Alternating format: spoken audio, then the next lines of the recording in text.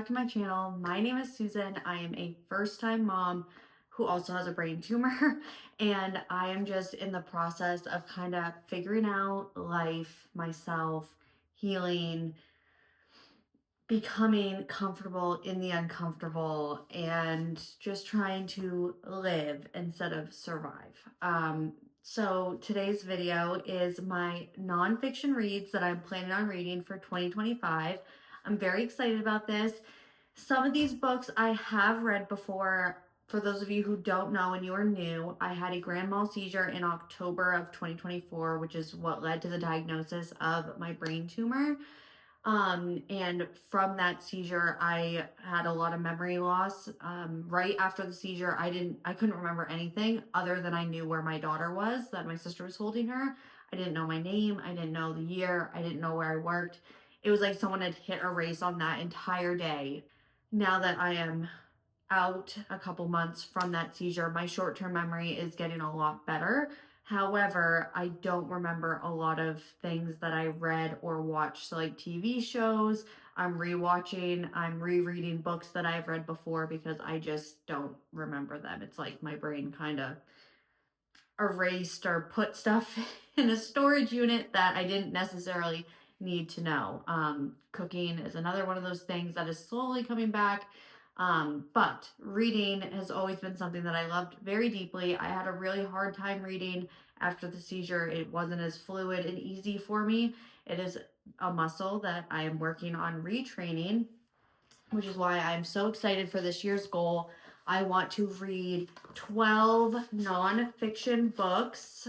So that is one nonfiction book a month. I've already started my first one, and if I finish one before the end of the month, I will just start on the next one, especially being a mom, like time is not guaranteed. I mean that in a lot of ways, actually. That's quite a multifaceted little sentence there. One of them I don't have here, so I will just add it at the end. So I'm going to go through each book, give a quick description about it, and all of these books will be linked in the description below, and I will also have an Amazon storefront if you want to look at all of them instead of just each individual link. An Amazon storefront where you can shop all of the nonfiction books that I'm reading this year. The first book of 2025 that I'm reading is the 5 a.m. Club. Oh my goodness. By Robin Sharma. I think that's how I pronounce it. I'm very excited about this. I used to have a very consistent 4 a.m. morning routine every day. I was up and moving, and then once I got pregnant, 4 a.m. was a thing of the past. And then I went back into the 4 a.m. routine after I had my daughter and was back to work for about a month and a half before the seizure happened, and then post-seizure, I'm doing the best I can. I have consistently been getting up at 5 since the beginning of the year, so I'm excited about this. This book is really interesting.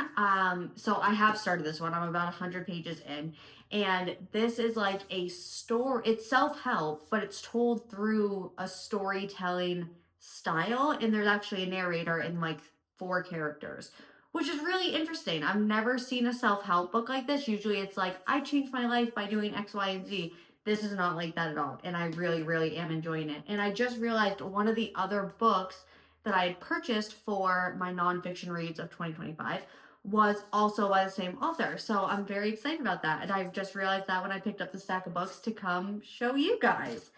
The next book I have read before and I loved it, but I don't remember anything about it post-seizure, which is The Happiness Project by Gretchen Rubin. I remember really enjoying it. I actually was going to start with this book for January's read. I read like 3 pages and I just wasn't excited about it. So I was like, life is too short to not be into your book that you're reading. I don't want to force it. Save this for another month because I know I did enjoy it, but that's just not what I want to read right now. Ice Cream for Breakfast: How Rediscovering Your Inner Child Can Make You Calmer, Happier, Solve Your Bullshit Adult Problems.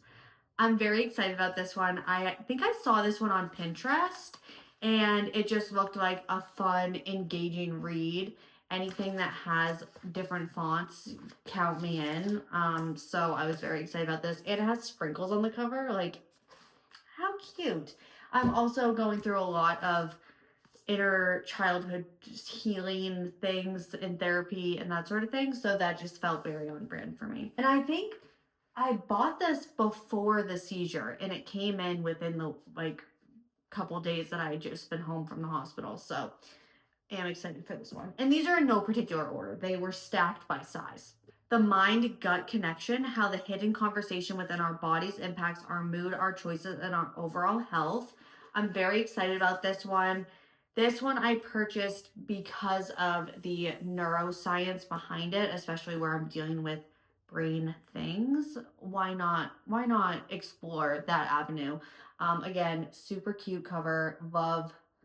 A little brain diagram at this point has me in a chokehold because you'd be surprised there's not a lot of cute brain images out there. This one was another brainy book. This is Switch Your Brain On, the key to peak happiness, thinking, and health.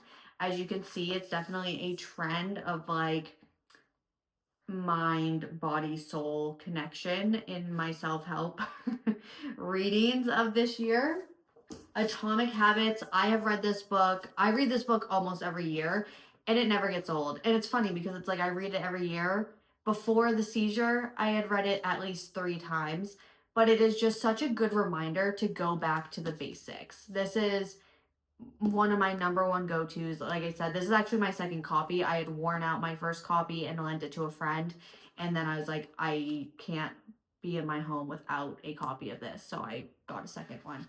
Well loved. There are plenty of highlighter markers in there. I 10 out of 10 recommend this book. This is Being There. I took the cover off because I always, if it's a hardcover and it has like a paper cover, I always rip it and that drives me crazy.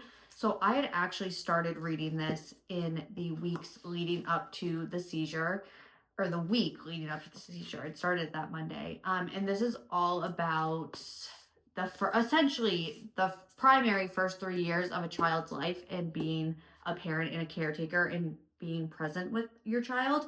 And it's just so interesting how everything played out. I was reading this book. I remember crying the first day I read it because I was like, I'm a working mom right now. I'm not with my daughter and I had so much guilt around it. And then 4 days later to have a massive health issue and now I'm home with my daughter, mind-boggling in itself and like still a whole lot of mixed emotions that I still need to unpack from that, but I had really been loving this book in the 4 days I had read it, but now I don't remember anything from it, so I need to reread it. This book I read for the first time last year when I was pregnant. I had some prenatal depression going on, and this book kind of like gave me a breath of fresh air. Couldn't tell you what it's about now. 4,000 Weeks, Time Management for... Wow. 4,000 Weeks, Time Management for Mortals. And I remember really loving it. And I'd had a couple conversations with my friends about it because some of them hated it or couldn't get into it. And I was like, what's not there to love? So it will be interesting to see if I actually love this book or if I was just like hormonal and connecting to something, anything I could grab onto. But again, highlighter galore. Really enjoyed that one. This is the one that I'd gotten that's by the same author as the 5 a.m. Club, and it's called The Greatness Guide. This one took me a minute to hunt down because I saw a chapter from it on Pinterest, but it was just like one of the chapter pages and it didn't have a title on it. I couldn't find it. So I literally copied and pasted. I typed out the paragraph into Google and found it that way. And this is The Greatness Guide. One of the world's top success coaches shares his secrets to get to your best. And I have no doubt that I'm going to love this because I'm loving the 5 a.m. Club so much. And this one seems more like a manual, if you will, versus a story. So I think I'm going to love that even more. And I got this used off Amazon. This is another one that I read years ago, but pleasantly don't remember. I'm really getting my bang for my buck with my books post seizure. This is How to Get Shit Done. And why women need to stop doing everything so they can achieve anything, which I feel this to my core. My husband and I have been having a lot of conversations lately about tasks versus like balancing tasks versus fulfilling time, that like doing things that take time that are fulfilling to you versus just checking a bunch of shit off of a list to say that I did a lot today, and like understanding and weighing what productivity actually is. It's a whole thing, but this very much aligns with that. This one, I have never read this book. I've had this book since 2020, maybe, yeah, I think it was 2020 that I got this during COVID. My cousin was reading this while it wasn't 75 hard. He was doing like a fitness challenge and he was reading it for his nonfiction reading piece of it. And he really enjoyed it. And it's called Iron Cowboy Redefining Impossible 50 Ironman Triathlons, 50 States in 50 Days.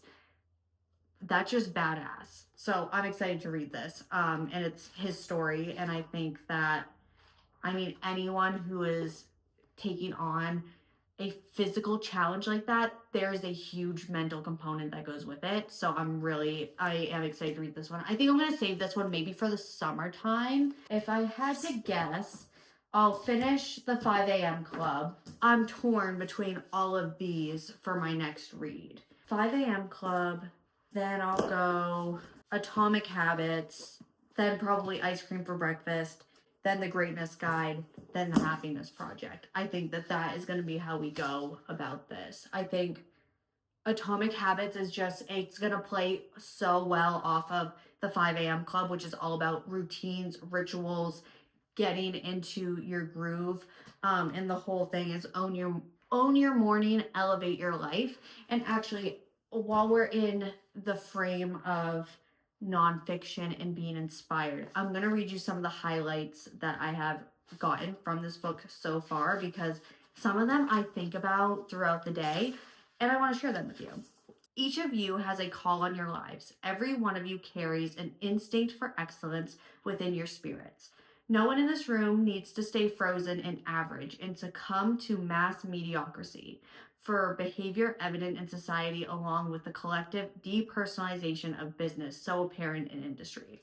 Living the same week a few thousand times and calling it a life, I need to tell you, too many among us die at 30 and are buried at 80.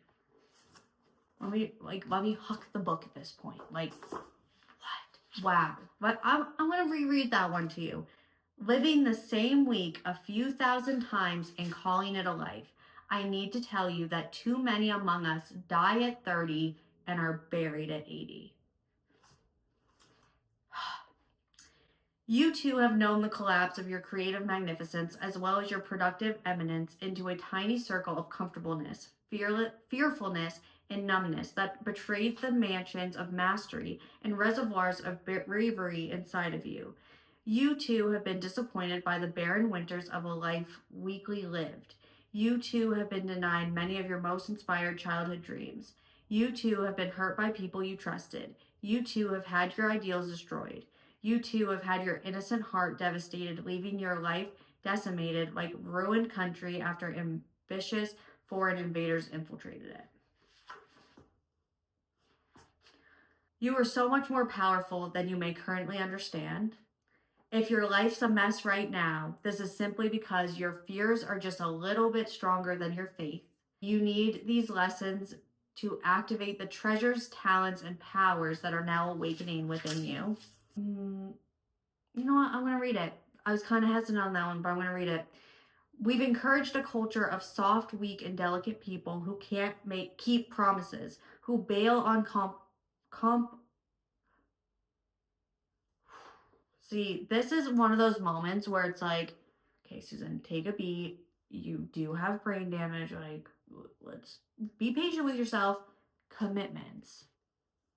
The fact, and we're not going to get into it. Who bail on commitments and who quit on their aspirations the moment the smallest obstacle shows up. Hard is good. Real greatness is the realization of your inherent genius is meant to be a difficult sport. A major key to happiness and internal peace is knowing you've done whatever it took to earn your rewards and passionately invest effortful audacity to become your best. Place where your greatest discomfort lies is also the spot where your largest opportunity lives. Oh, this one's cute. Mindsets, heart sets, health sets, and soul sets. We all think about mindset, but I never think of the other ones. In my monthly reset video, I will do a book review and I'll give you like the key things. Okay, this one's my favorite one that I literally quoted today in a memo to my best friend. So, all change is hard at first, messy in the middle, and gorgeous at the end. So, if you're going through it right now, just know it's hard at first, messy in the middle, but it's going to be worth it in the end. And I am 103 pages into this book. I started it 2 days ago, maybe 3 days ago, and absolutely loving it. So 10 out of 10 recommend. The 12th book is Something of a Sensitive Person. It's a blue cover. Like I said, it'll be linked in the description. But let me know what your favorite nonfiction or self-improvement books are. Drop them in the comments. I would love to see them and I will add them to the board of our books in one area, or we could start a Pinterest board. Like, you guys let me know what you prefer. And yeah, thank you so much for watching. I appreciate you being here. Your support means the world to me, and you being here supports my family in this time of need. So thank you so much from the bottom of mine, Julia, Chris, and Maggie's heart. Thank you so much, and I will see you in the next video.